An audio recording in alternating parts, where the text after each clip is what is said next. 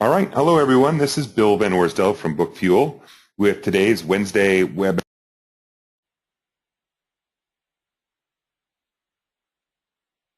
I think you cut out, Bill. And the tool we're going to talk about today is your author website. I'm joined today by Rebecca Calejo. She's from Section 101.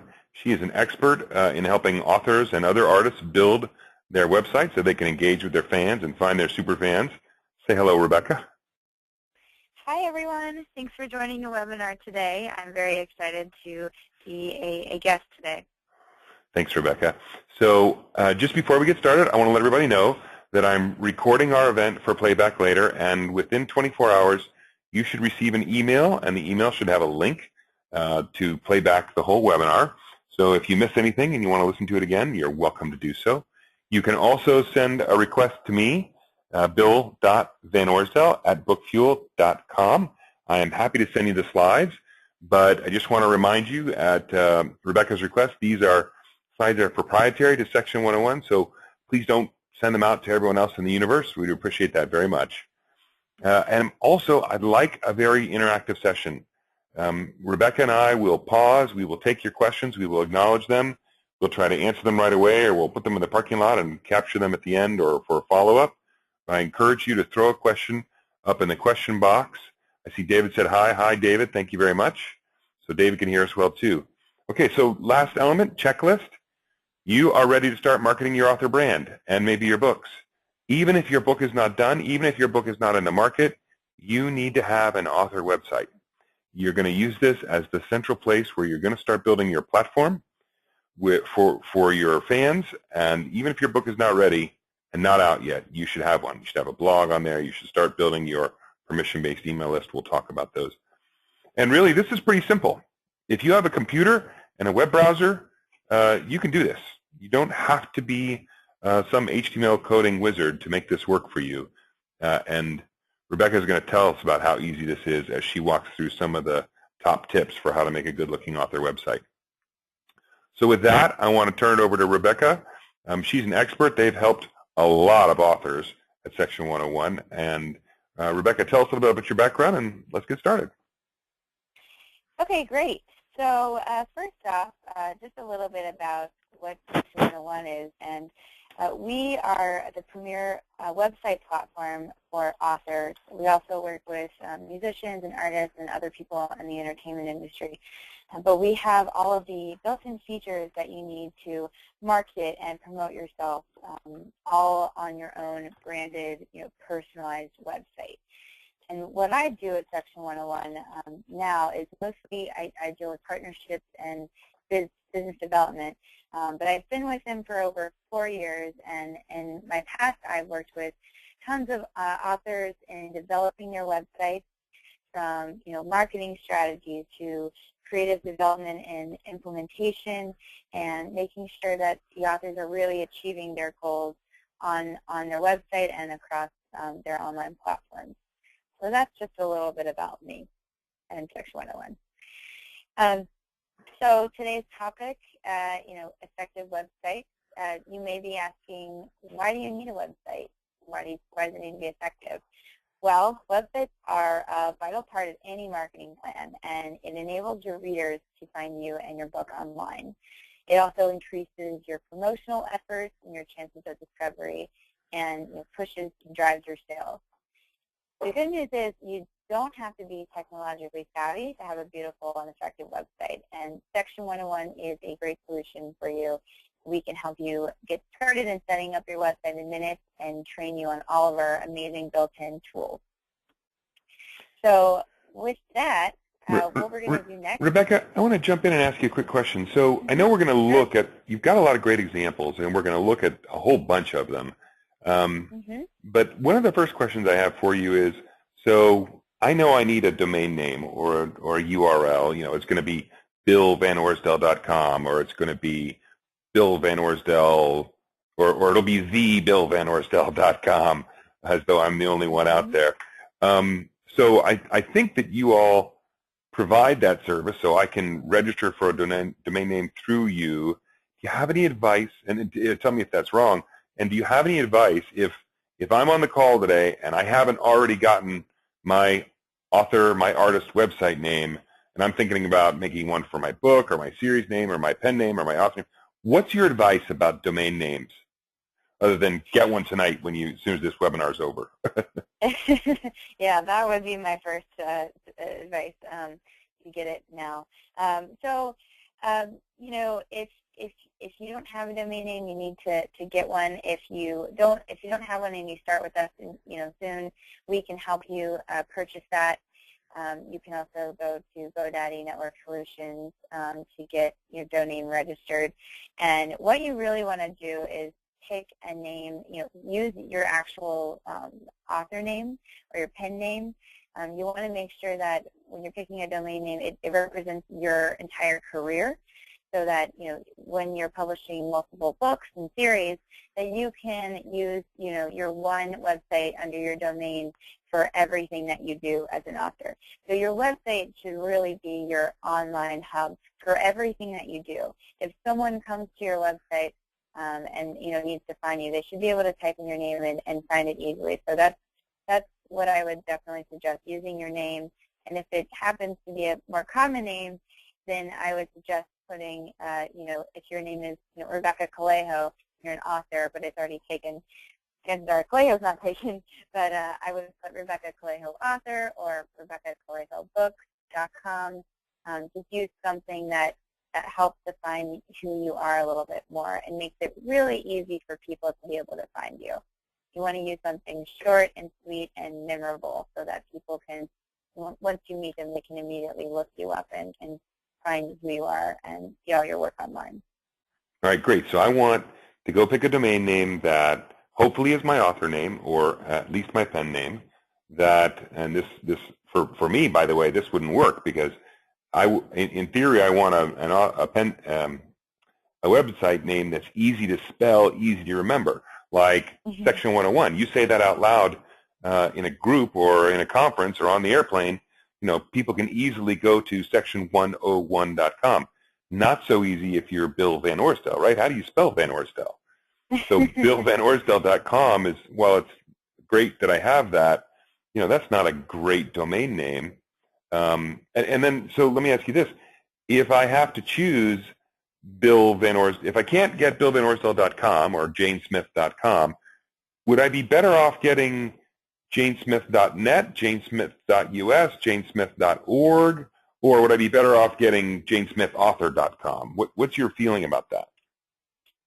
I would say that you want to get janesmithauthor.com, and because that .coms are the most popular domain names, and if you're competing against someone who has your name as a .com and you have the .net, you're going to get lost with search engines. Search engines are going to find that person first if they've had their website especially longer and their domains registered longer. So you don't want to really cause any other confusion. And if you're an author, you're making your website domain more specific.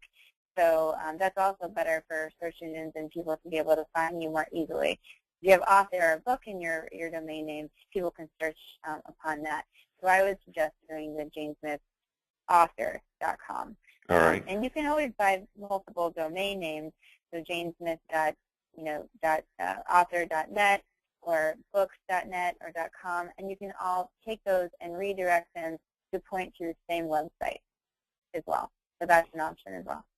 So if there's another Bill Van Orsdel out there and he's already got billvanorsdel.com, and so I decide to go get billvanorsdelauthor.com or thebillvanorsdel.com, if I go do the research and find out that other Bill didn't also get billvanorsdel.net, billvanorsdel.org, billvanorsdel.family, whatever, maybe I should go get those, buy those up, and cause them to redirect to my billvanorsdelauthor.com site. Yeah, you can definitely do that, and I think it definitely helps with search engines being able to find your site and locate you. Okay, that sounds tricky, but I like it. I like the idea of redirects. Okay, so I've advanced the slide. We're on this is Sandra Balzo. So this is a website that we have built with Sandra Balzo. It's a live site. All of these sites that we're going to show you are examples of live sites, so sandrabalzo.com. She is a murder mystery writer. She's written many books, and she's written, 2 series. And for her, Section 101 does many things. You can build out your website yourself, or we can help you with the design and build it for you. For Sandra, we really helped her with the design and really branded her website to really match, her genre and the books that she writes. Most of her books, as you can see, Murder on the Orient, Espresso, they're based in coffee stores, bookshops, and there's this underlying coffee theme. So what we did is we took some warm colors and really tried to brand the website to Sandra. You can see at the top here we've got her it's hard to see, but we have a few links in a black bar at the very top where she has links to Amazon and Audible that basically they're her main author pages on those websites. And that's one of the first things that people can see when they go to her site is, okay, I can immediately I can immediately find her on Amazon. I can immediately find her on Audible if I, choose to purchase from her. And I can also find her on Facebook and Pinterest, Goodreads, and Twitter, and make it really easy for people to find you there and to grow your fan base as an author. And we also put in a Facebook like button. And what that does is you only have to insert your Facebook URL when you're putting this in. We can automatically generate your Facebook like button. And when people click it, it would automatically like your fan page on Facebook, and they wouldn't have to leave your website to do that. So that's really important as well. But as you can see, she's got a large banner right in the middle here, which is promoting her latest release, Murder on the Orient Espresso, and she's got the book cover on the side. She's got a blurb written about the book, and then she's got a big buy button, buy now. And it lists different formats for people to purchase their book, whether they're an ebook reader, they want to buy it in physical, or they're more of an audio book person. They can immediately click, and that's really the first thing that you see. So Sandra really accomplishes her goal there by promoting and selling her book there. Also, some other cool features I wanted to point out on Sandra's site is that she's got an audio player right below on the right side of her main image, and here you can stream one of her audio books, and you can also click to buy or even download a sample. And these are all features that are built into the Section 101 platform, and she just needs to plug in an MP3 and a cover, and we can sort of make this happen. This audio player is sort of a built-in feature. Another cool feature that we offer is an email sign-up. So we always tell all of our authors, and you'll see this on all the author pages that I'm going to show you, is that email sign-up is very, very important. So we encourage everybody to have one, and we even have the tools for you to use to capture email addresses and send out email blasts to your audience and your readers. So that should always be prominent and available for people to sign up to connect with you. And then the last thing we're going to talk about on Sandra's homepage is she's got a really nice catalog at the bottom there that says Browse Sandy's titles. And here, this is a listing of all of her releases, and you can click through on the arrows that Bill's circling and sort of browse through each title. And you can click on any of them to see more details about that particular book. Or below, you'll notice that there's more options to buy.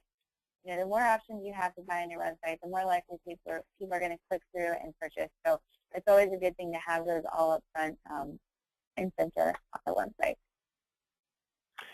I really like Sandra's site. It is very warm. I love this little tagline she's got up at the top, assuming that all of her these murder mysteries occur in small towns, and I think that's great. She must have some kind of marketing background. I mean, that's a great little tagline she wrote in there. Yeah, in fact, Sandra actually used to do some PR a few years ago, so she definitely has her marketing hat on. She was very fun to work with. Yep, and I see down here these look like tweets from Sandra. So you must have a tool that you can hook up to Twitter for her, so that everything she's tweeting gets automatically posted on this front page. Yeah, in fact, you just have to sign into your Twitter account through your website, and we can automatically show the latest tweets on your website. You don't have to worry about updating that area. It automatically pulls in your latest tweets, and you can even set it to show, the 5 latest tweets or the 3 latest tweets, and click through to a full page of your tweets. So that's a very flexible, integrated feed that we have there. Fantastic. All right, that looks good. All right, so the next website, this is steveettinger.com. He is an author, speaker, fitness expert, and he released his first book. It was a children's book about fitness. And for his website, it needs to be clean and kid-friendly, so you can see some of the graphics are cute and a little cartoonish. But for him, it's about, promoting his press, that he's really got some great press, People, Self, on ESPN. So that's, straight, right there when you get to the site, you're able to see that this guy, he's been, doing this, and he's an expert in what he does. Yeah, that's like a big load of social proof right there. Right? Yeah. You're like, this guy means business. So, you kind of already, you trust him. And, and his goal is really to, promote his book and also engage with people so that he speaks at a lot of elementary schools. So, he's got a Bring Steve to Your School and a video at the top right that shows him speaking to children. And it's all right in front of the homepage, so you know exactly what he does. And he even has that nice tagline right below his logo, author, speaker, fitness expert. So you always want to be really clear when people get your website about what you do and what your goals are. And you can really tell that, he likes working with children, he's a speaker, he knows what he's doing, and, last but not least, he's got this really nice integrated sign-up underneath his YouTube video. And here, he can capture people's email addresses. And this actually isn't using the Section 101 email tool. He actually integrated this, and I believe it's MailChimp that he took and sort of integrated to the site. So he can capture emails and send out through MailChimp and send out confirmation emails to people who sign up to his list. Well, that's great. So he can use MailChimp, for example, to do a double opt-in, to reconfirm when people want to be on his list. And when we were looking at at Sandra's site, was she using your email service, your email collector tool? Yes, she was. And then do you guys also have a double opt-in on yours? We actually, we can customize it to do whatever you need. Most of our standard email tools don't come in with a double opt-in, but they do come with a confirmation email. And you can, of course, opt out at any time, and we make sure we follow all those regulations. Yep. And I love that we work with a lot of authors who bring not just nonfiction books to market, but prescriptive nonfiction books like what Steve must have here for kids. And it's clear to me that Steve is using his book as I think as a business card to help spread the word, get more speaking engagements, and build his practice as a fitness expert. I love this embedded video up here. So, like, for example, if he had a book trailer, he could put that up here on his homepage. Yeah, exactly. You can embed any videos from YouTube or Vimeo, or even if you have like the actual file, MOV file, you can upload that. We have private players that we can host your video content on the site. But yes, we encourage authors.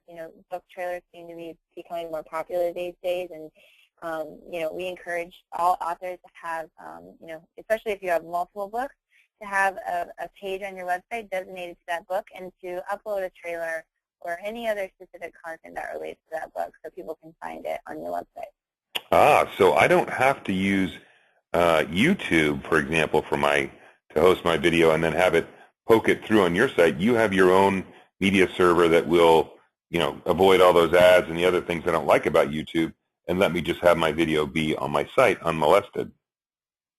Totally, we do. Okay, great. So that's already built in. Now, this at the bottom where it says "Bring Steve to Your School," does that lead to a web form where someone would fill out information and ask Steve to get back to them? Yes, that would click through to a form, where people can fill out the information and reach Steve, and he could get Great. back to them. So you've got a lead form functionality too. Okay, that's fantastic. All right, let me. I'm going to switch tools now, and let's move us on to the next person. Okay, here's historical fiction. It looks like. So this is Karen Abbott, and she's got a more simplified site. She doesn't have a ton of content, and she really wanted to keep it very simple. But you can still tell if you look at her site, it's very nice and branded. This is actually a do-it-yourself site that she built with one of her. She had a designer friend who helped build this out. Yes, it was on our do-it-yourself platform. And what she did is she's got that nice slideshow area, which is promoting her latest book, Liars, Temptress, Soldier, Spy. And she's even got a really nice press quote loaded in there from the New York Times. So she's able to promote herself that way in her book, and you can also read a sample, learn more, and also see working of her characters. She's really big about making sure everybody understands each character, and she's got even pages designated to that really give full descriptions and backgrounds for characters in her book. So Karen looks like a good example of an author who's adding or making available to her fans extra content that's not in her book. So I assume when it says characters, those are probably character sketches, descriptions, maybe even potential pictures of what the characters might look like that just aren't in her book. And she's using that as part of the method to reach out to her fans and build fans. Yeah, it's a great way to really get people engaged more online, because it's like this is additional exclusive content that I can't get anywhere else, and I want to engage with Karen more and learn more about the book. And you're a fan, so it's a great way to get people active and on your website by providing this sort of exclusive type of content. And I also really like about this page, she's got a professional author photo here. I mean, this is not something that, there's no arm cropped in around, cropped out around her shoulders and some head leaning in and you see one ear. It looks like she had a professional shot taken so that she could use that to help look more engaging for her fans. Yeah, she has some really nice press shots.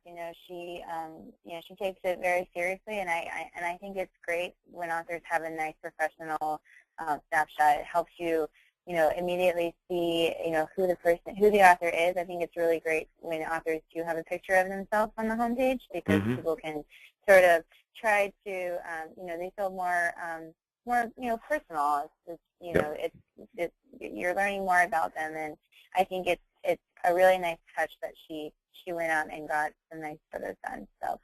Yeah, probably critical for nonfiction authors, not as important for fiction authors, but clearly Karen has done a great job with it, and I think that was a great choice.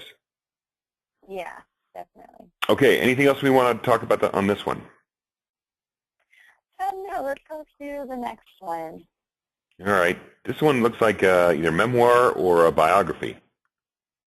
Yes, this is Corey Taylor, and he's actually he's a musician, and he's the lead man for Stone Sour and Slipknot, which are pretty, in the more heavy rock and roll type of genres in music. And he actually wrote a couple books about his life and just being involved in the music industry and how crazy it gets. So he really wanted to have his own branded website. And I believe, this is thecoreytaylor.com. You can check it out. And for him, it's important that he lets his fans know when they come to the site that, and maybe there's some new fans, but that at the very top of the site you can see the names of his bands that he's most well known for, which are Stone Sour and Slipknot. So he uses that area very nicely and making sure that he's still connected to those pieces. And he also has, his own fan pages. Beyond his bands, he's got, his own personal, fan page and Twitter following, and he makes that really easily accessible right on that top header. And then he's got a nice logo and everything sort of branded to him in his book. got a really nice, huge banner promotional area right there, where it's got the title of his book, says it's available now, and it's got a call to action, buy yours now. So anytime you click anywhere on that banner, it would immediately take you to purchase the book. And I think that, that's really important for him. This is the whole goal of his website, is to, market and promote the book, and I think he does a really great job of it. He also, he's got his latest news below. He also does comic books, and of course, you see the reoccurring theme of the sign-up forms and the Twitter right there on the pages. Right. Now, I'm starting to see what I think is a pattern here. Tell me if I'm interpreting this the right way. It looks like, I look at these three sites, it looks like they're set for a sort of a standard width. So there must be some sort of industry best practice out there that says you want your website to be X pixels wide, and so your platform is set up to do that with the templates. Yeah, of course. So we've got tons of different layouts you can choose from, and we build in our best practices in knowing what really works well across all different screen sizes and mobile devices. So we've designed our layouts to be in its 960 pixels wide, and that's sort of the optimal width of a website.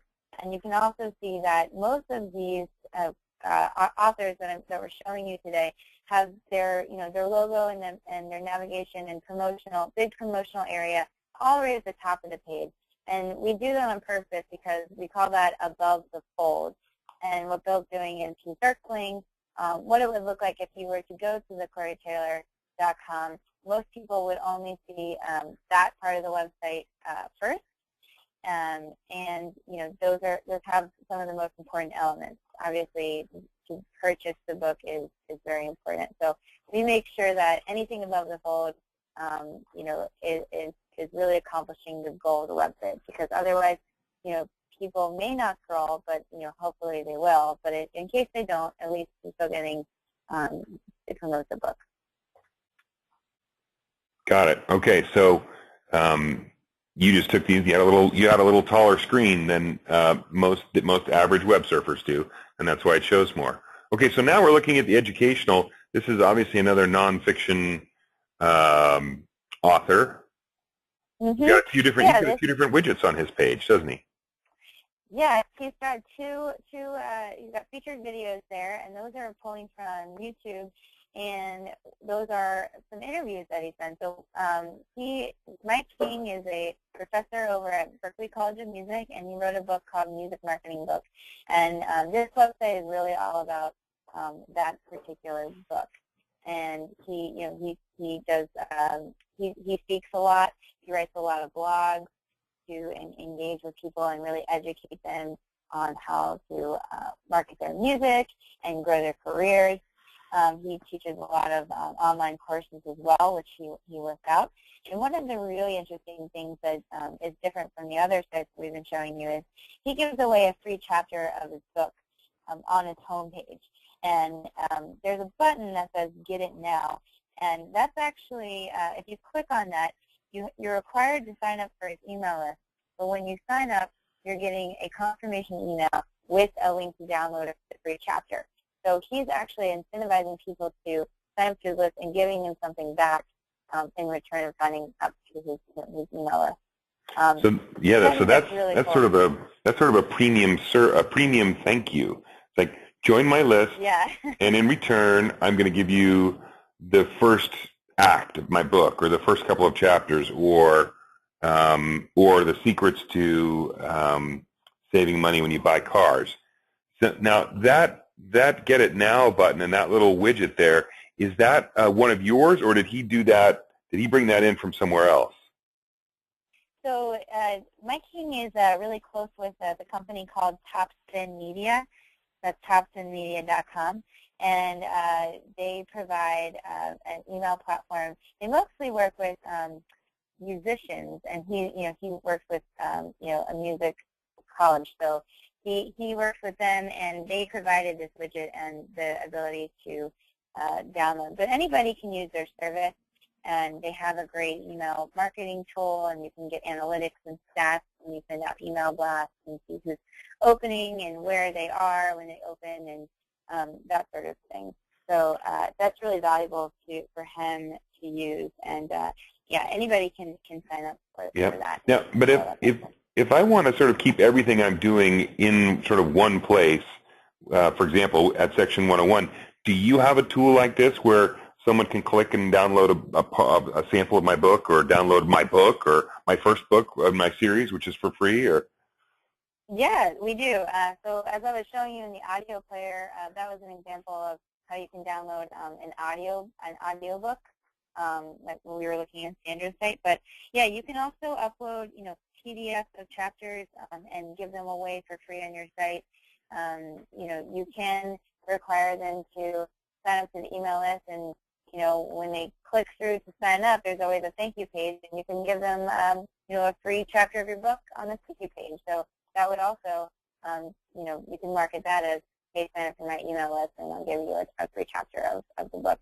Yep. There's different ways to do it, but yeah, it's all the capabilities are built in. And yeah, you can upload any type of file to your website to the back end, and we'll host it for you, and then you can give it out as you wish. Got it. Now I noticed that Mike's got 2 videos on his front page, and I think you said these are looped in from YouTube. And then I see he's also got a whole section of his website devoted to videos.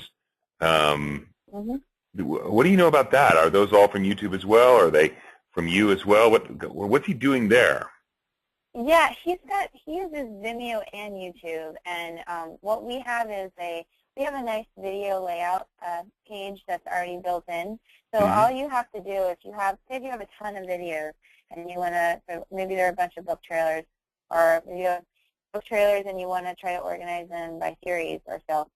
Well, you can have a video page where it features, one main video, and then you can have sort of like a video index where people can sort of sort through, and you can organize those by series into different playlists, and it's really, really user-friendly. So that sort of functionality is all built in. And like I said, you can import all your videos from your YouTube channel with a click of a button.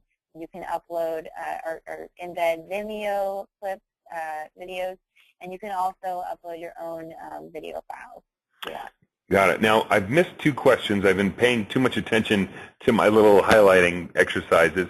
David had a question for us actually 20 minutes ago or 15 minutes ago. He said, can you connect Facebook on your website also? And I'm betting he's asking that in relation to this Twitter box that we're seeing on several of the authors' websites, which is, as I make Facebook posts, is there a tool that I can have on my website that reflects those?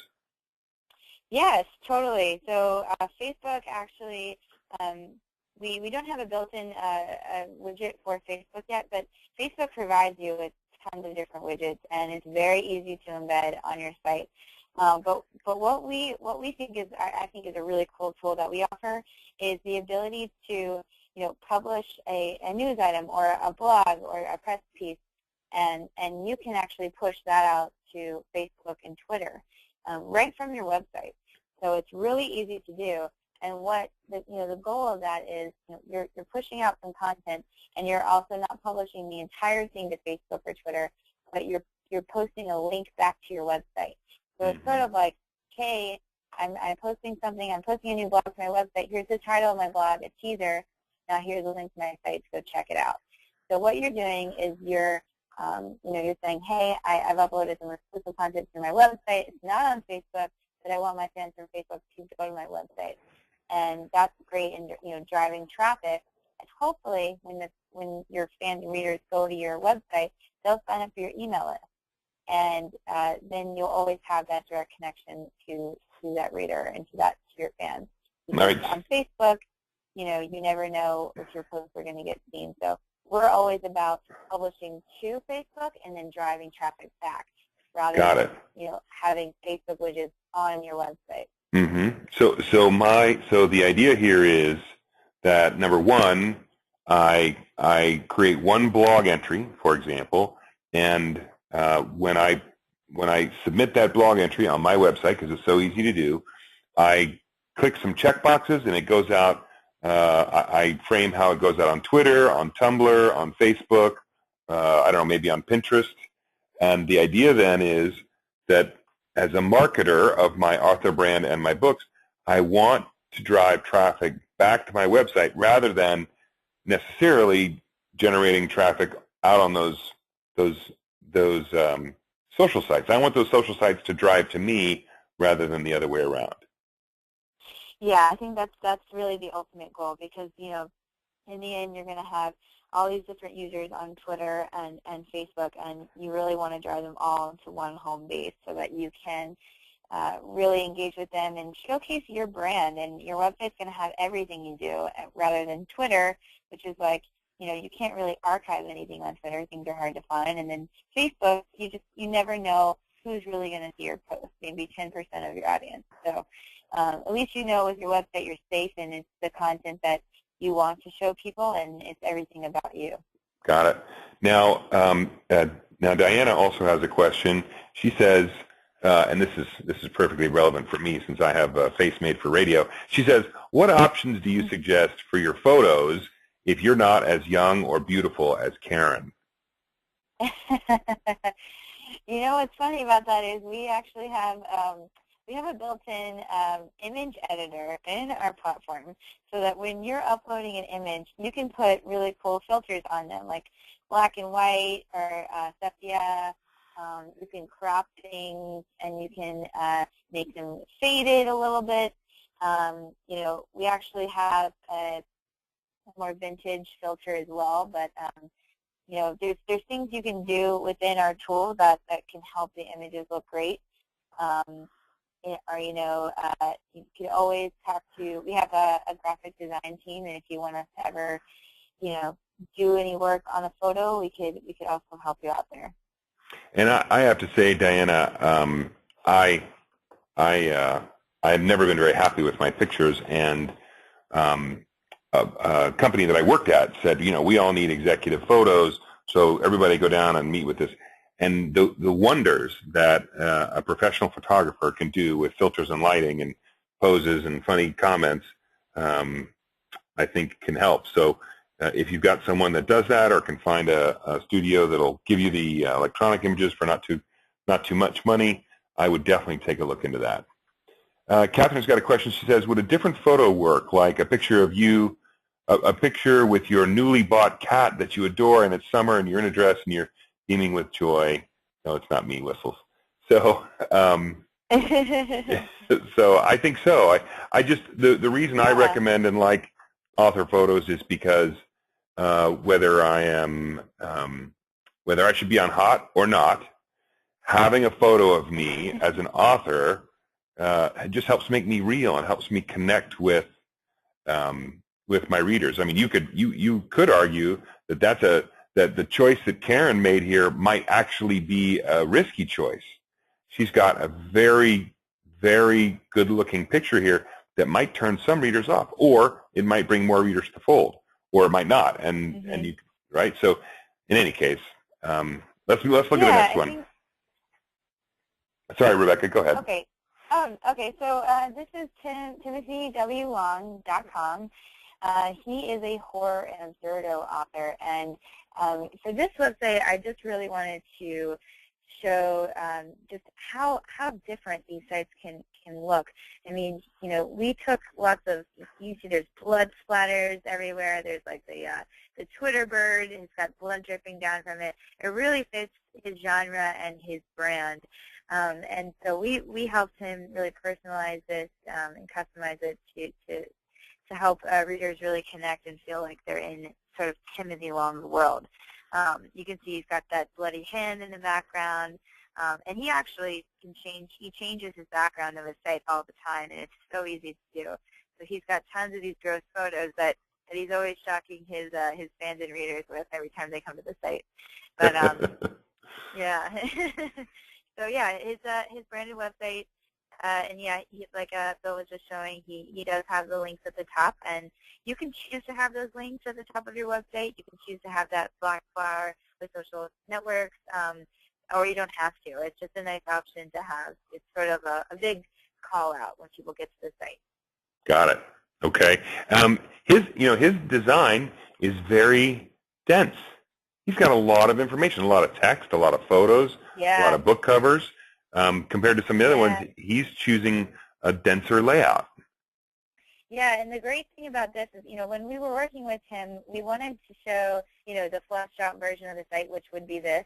And then we scaled it back a little bit. And we wanted to say, hey, Tim, this is what it would look like if we just took some of the pieces of content down, and you could link out to those on several in your navigation. But he's very active, and he wants to have all this front and center. But whenever he wants to, he can remove some of these pieces of content and just take them down from the page for now and add them back whenever he wants. It's that easy to really change the look and feel of your site with our platform.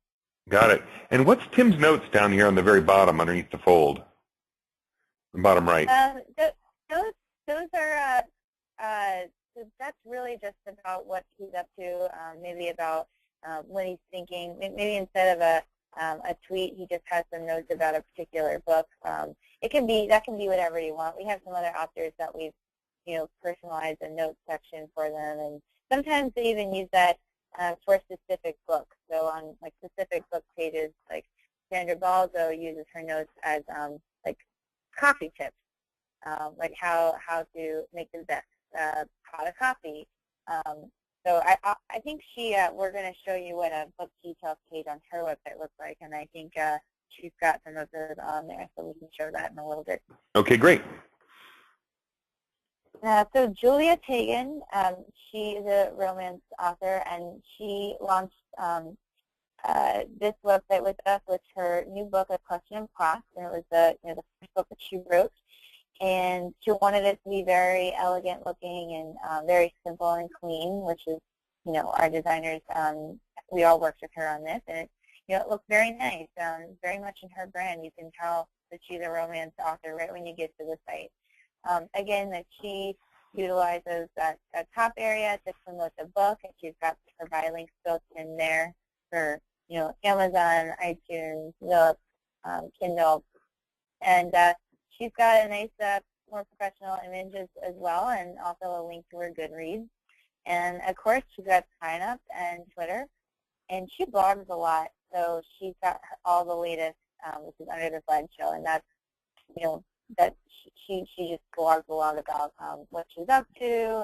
She's writing another book, so this is going to be sort of turning into a series. But, yeah, the website does exactly what she wants. She's able to showcase who she is and connect with her authors. Yep, I see she's got a little tagline. Again, I like her tagline for it's her author tagline. And then she's got a more simplified connect with me. So I'm guessing then that she's only active in social media on Facebook, Twitter, and Goodreads. So she doesn't have Pinterest. She doesn't have LinkedIn. She doesn't have Tumblr. So I don't have to choose all of them. I can just choose the ones where I'm active. Exactly. Yeah. We definitely don't want to force anybody to try to keep up with another social network that they don't need to. So this is all up to you. And we encourage you to put the links that that you're comfortable with putting up there. I mean, if you're on Twitter but you haven't tweeted in months, maybe Twitter's not for you, and you don't want to post a link up there if you're not going to be active on that social network. So yeah, make sure when you do connect your socials that you're connecting to the ones that you're going to be on the most. Now, I think when we were talking earlier, you mentioned to me that I think this is juliatagan.com, and that this is her pen name. Yes, it is. It is actually her pen name. She actually goes by Fiona Kirk, and she writes and blogs on a lot of magazines and online. And she launched her pen name with this website in the new book. So she's got this, and we're also relaunching her Fiona Kirk website, which is coming up soon. Okay, so she decided that managing two websites and driving traffic to two websites was, although it would be harder and more expensive to do, she wanted to do that because the two sides of her writing artistry were so different that she really wanted a distinct place for each. Exactly. Yeah. I mean, here she's a romance novel, writer, and then Fiona J. Kirk is more about health and nutrition. So yeah, it's totally two different things. So she did want to separate that a bit. Okay. All right. Our Berry Flowers, true crime. So our Berry Flowers is a very interesting author. He's been writing for a while, and he actually has many different genres that he writes within. And when he first came to us, he sort of had this website with all these different books and all these links, and it was sort of, not as effective as me as a viewer to be able to find what I was looking for on his site. So what we did was we took all the different genres that he writes in, which are mystery and thrillers. He writes true crime, young adult, romance, and we made those navigation links on his site so that when you get to his site, you automatically see, yeah, he's got a tagline, he's an internationally best-selling author. It looks like he does crime as well, but in the navigation it clearly states, like, go here for true crime, go here for young adult, go here to check out the romance. So that's how we were able to accomplish, organizing all the different genres that he writes in all the different books. Got it. And so does this mean then that for under each of his genres, he can have a separate carousel or catalog for each genre, so that when I go to those pages, Yeah, I'll only see the catalog of stuff in that genre? Yeah, you can. That carousel is sort of, it could be all releases or it could be featured or a specific genre. You're able to control what shows up in that carousel. Okay, good. And he's got his Twitter attached. He's got his blog. He's got a summary here of his blog post. Looks like he's got a blog here. So I'm guessing then that as he posts to the blog, this latest blog post widget is automatically updating. I don't have to do things twice.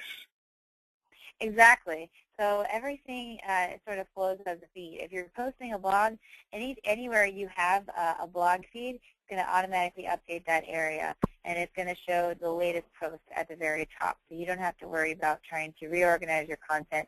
It just automatically happens. And then, say, what happens to that third post on the website? Well, that automatically rolls into the blog index. So people, that content doesn't go away. We're archiving it for people to go back and be able to read all of your work. So it still lives on your site. It's just not being featured on the homepage front and center. Got it. Okay. Now here's this one's much more open, a little plainer. This is Lori Lewis. Right. This is Lori Lewis, and she writes about self-help and a lot of books about, for freelancers. And, she wanted a very simple site. She actually came to us, and she'd never had a website before. She was a little intimidated about, the whole online, just getting herself online and getting her career up to speed. But, we trained her on the platform. We helped her set things up, and now she's able to go in and update things herself. And she's actually an interesting case because LoriLewis.com was taken, and since she lives in New York City, and she also is not only an author, but she also gives tours around Central Park, she decided that she wanted to have her URL be LoriLewisNYC.com. So you can check her out there, and that has been working for her. And she, like I said, she's able to update the site and connect her to her fans, and she even got on Twitter, and she's got a LinkedIn profile. So we're making progress with her and these social networks. Well. Yeah, that's fantastic. So basically, once I set up the site, there's an interface where I can go and make a new blog post or add a new book to my carousel or update my links. It's not actually like I have to go in and redesign the site every time I want to add new content. No, not at all. You can double-click on text and edit it. You can always add things. You can move things around. It's very user-friendly. And what really put Lori Lewis at ease is that we have built-in live chat, and we have you can call us, and we have an online help desk. So we're all about just trying to be there when you need us. All right, fantastic. All right. So like we were saying, Section 101, we're very unique in that we have the specific author features that we've been reviewing to really drive your success, whether you're promoting your book, we have the e-commerce integration, you're able to engage your new and current readers, and you can list your titles in books and series. And last but not least, seamlessly connect with your social network. All right. So now we're taking a look here at that. We're back to Sandra's basic homepage. What does this cost? And you know, okay, so there's what it costs on Section 101, but what's your advice generally to an author? So this is my first book. I'm just getting started. My book's not even out, so now I'm paying money for this initial marketing thing. What should I think about spending? What's too much? What's too little? What's your feeling about that? I feel like a lot of first authors who are putting out their first book, they don't have a huge marketing budget, but it is important to make an investment in your website because it's something that you'll have, for hopefully if you choose the right service for a long time, and it's scalable as you grow. So you have to think of it as an investment.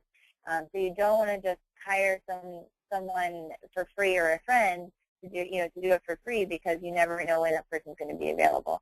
Mm-hmm. So what I suggest is we've got 3 different services. Basically, you can build out your website yourself, and it doesn't cost anything. And then it's just $24 a month for hosting and the email tools and customer service per month. Then on the right side, I'm going to skip over there. We have if you need a lot of help, we have premium service where we can completely work with you on the design and build of your website. So we do it all for you, and then we train you on how to use it. But there's this new thing that we started because we found that so many authors, they didn't want to spend a lot of money for premium, and they wanted a little bit more help than do-it-yourself. So we created Do-It-Yourself Plus. And what this is we walk you through the process and help you set up your site, and then we give you design recommendations and pick out fonts and colors and the right layout for you. And this is a great deal. It's $1,000 to $2,000 to start, but we're also giving away a 50% discount, which I'll talk about in a few minutes here. So you can have a great website on our Do-It-Yourself Plus platform for starting at $500. So wow. That's what I've been recommending to a lot of the authors, and we've gotten a great response on that. All right, great. So I'm not a web designer. I know that I've given my opinion for what it's worth on the websites we've looked at before. What are but you've worked with a lot of artists and particularly authors. What are the key elements that should be on an author's front page? What are the things that, whether I do it with Section 101 or anywhere else, what must go on my front page, above the fold or maybe below the fold, but the things I can't miss?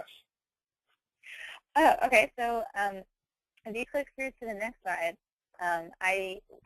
definitely it's all about, promoting your books and your releases. So the most important thing is you got to have that big call to action right on the homepage. So large, prominent promotional spaces are really important. And Bill, he's circling the big banner that we talked about earlier.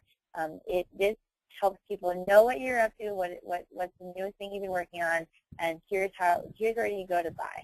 So that is by far the #1 thing that you should be making sure you're accomplishing on your website. That you have a large promotional space above the fold, and you're have buy links. And Rebecca, sometimes I walk by our web team. Is this what we call the hero space or the hero image or the hero spot? Yes, I would say that area right there, that's where people are going to most likely look when they first get to the website. All right. So if we go to the next, go ahead. Go to the next slide. So the next thing that we've been talking about throughout the entire webinar is, your email sign up. We couldn't stress this enough. You have to have an email sign up and an email tool on your homepage. It's got to be prominent and a way for fans to connect with you. It's your direct connection to your readers and your audience. So if you capture that, you're going to reach them, and email is really the #1 driver to action and to sales. So very, very important that you continue to grow your list and really utilize that. So email would be another big thing to use. Mm-hmm. David's got a question for us. He just jumped in and he said, hey, do we recommend creating a press release?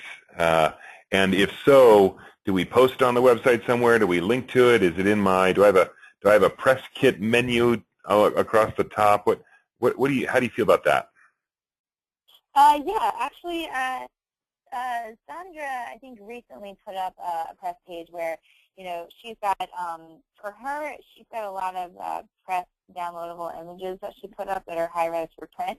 But you can also find a lot of authors of ours, they PDF their bio and they have it for download, or a press release. Like, you definitely can have that, and, we encourage authors to do that. I think it's really helpful for people to be able to grab exactly what they need from your website. They don't have to wait on you, and it just makes it easy for everybody. Right. I think one thing that we tell all nonfiction authors particularly is when you're getting ready to launch, as soon as you're ready to tell people publicly about your book, even if it's not quite on sale yet on Amazon, you've got to have your press kit. And there's 4 things, there's 8 things that have to be in your press kit. But it's just as you say, Rebecca, it has to be available without your interaction. And the best place for a press kit is somewhere on your author website.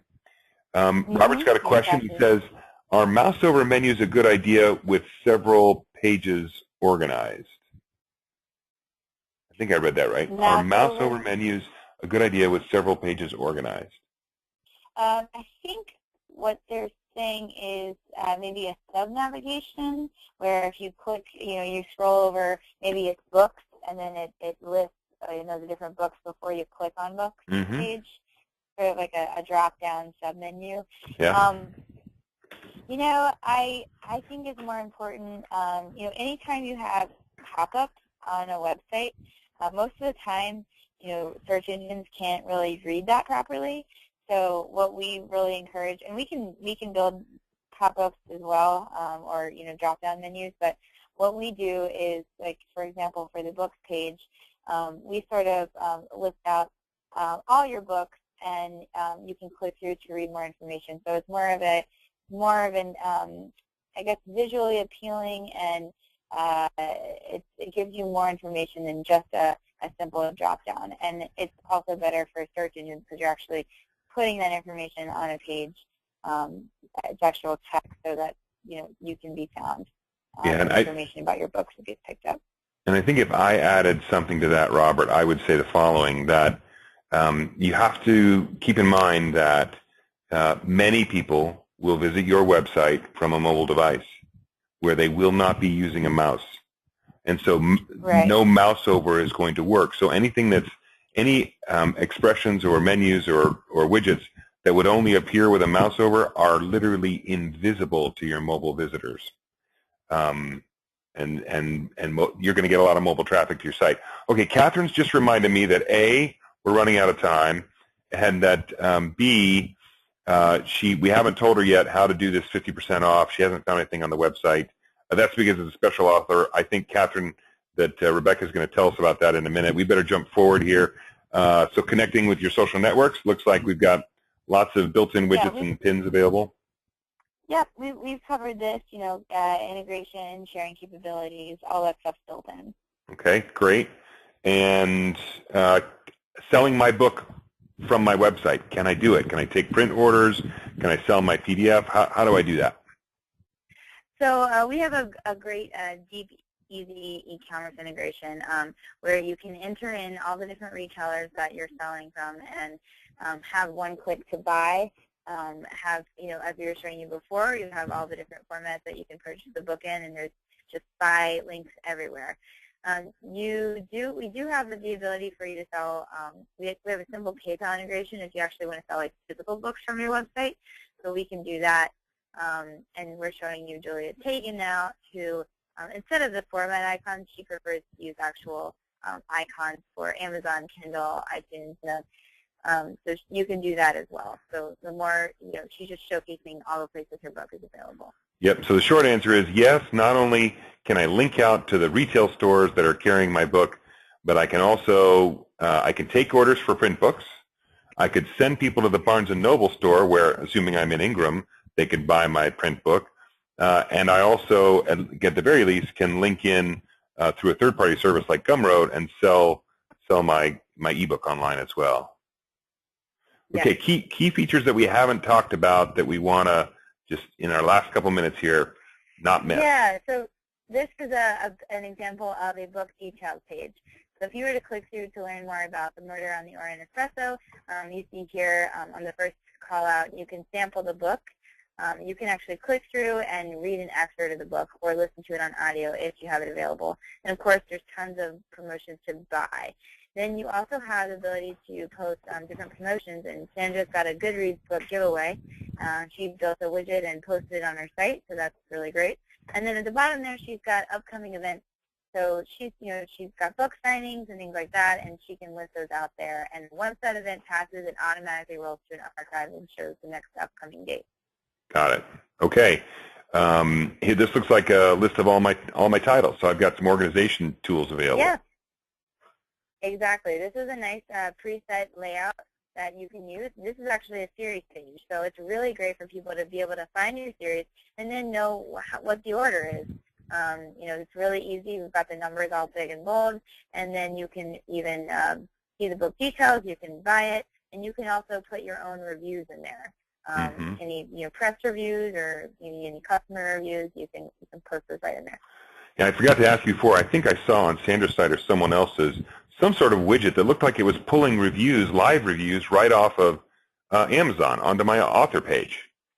Yes, so you can easily integrate Amazon's customer reviews if you want to. You can turn that on and off for each book, and it's really great for people to be able to see those right up front and center and get an idea for how the book is. Got it. Okay. While everyone's looking at this slide, let's jump on David's question, and then we might have to call it a night. David says, do you recommend allowing people to buy the book and then you send it signed with or without extra cost, since you have to order it and have to mail it to you and then mail it back? So, David, I would say that if you're going to sell premium versions of your book, that is printed books that you've ordered yourself and signed, and you can obviously set up a way to allow your customers to order those from your website, that might be the most cost-effective way. And by the way, that might be a great way to drive people to your website, because they can't get a signed version of your book from CreateSpace or Amazon or Barnes & Noble. They can only get it from your website. And there are lots of collectors and readers who like that stuff, especially your super fans. Okay, Rebecca, looks like we've got a free trial. We've got 50% off. How's this work? Yeah, so everybody, if you're interested in working with Section 101, we'd love to work with any and all of you. You can email me at rebecca@section101.com or go to section101.com to get started. And basically, we're giving away a free 90-day trial on our do-it-yourself platform, so you're building out the site yourself. And then if you're interested in having us help you with the design and the setup, we'll give you 50% off that $1,000 cost. So it's come in at $500. So it's a really great deal. Whichever option you guys choose to do, we'd love to hear from you, and really would love to help you and work with you. And Rebecca, so let's just say, just for the sake of argument, I've already got a website at billvanorsdale.com, which I don't, but if I were a little more on the ball, I might. And I want to transition from that website to billvanorsdale.com, but hosted over here and built with the Section 101 program. Is that easy? Is it hard? Is there going to be downtime? In 5 sentences, how does that work? So you're saying if you already have a website and you want to migrate over to our platform? Right. My website looks good, but it doesn't look as good as Sandra's does, and I'd love to have something like that. Yeah. So what we'll do, we can help you migrate the assets over, and what that means is you can take some of the things that you want to pull over, like your images and some of your content, and we can easily put that on our platform. It's really easy to build out a site with us, and you can even do it, and it takes 15 to 30 minutes to get started. So it's very, very easy to do. And then once it's all done, I just transfer the pointer for the URL? Yeah, so when you start building the site, it's on our production server, so there's no interruption with your live site. And when you're ready to launch your site on our platform, we'll make the switch for you. We just need your domain registrant login, like your GoDaddy or Network Solutions login, and we'll make the switch for you, and would automatically push that site to be the live one over your other site, and there's no downtime. Fantastic. Wow, I'm sorry. We don't usually go over. I'm 5 minutes over or 6 minutes over. Thank you, everybody, for your patience. If you have any questions, again, you're welcome to throw them up in the question box or follow up by email with Rebecca or me. And I'm also happy to send these slides out to anybody that would like them. Rebecca, thank you so much for joining us this evening. This has been great. I found it very valuable. I know I learned a lot today, and Thank I really appreciate you. your time. Yeah, thank you so much for having me. This was a lot of fun, and I hope everybody learned something from this, and hopefully we can do this again. All right, fantastic. Thanks, Rebecca. Thank you, everybody. All Have a right. great evening. All right, have a great evening. Bye. Bye.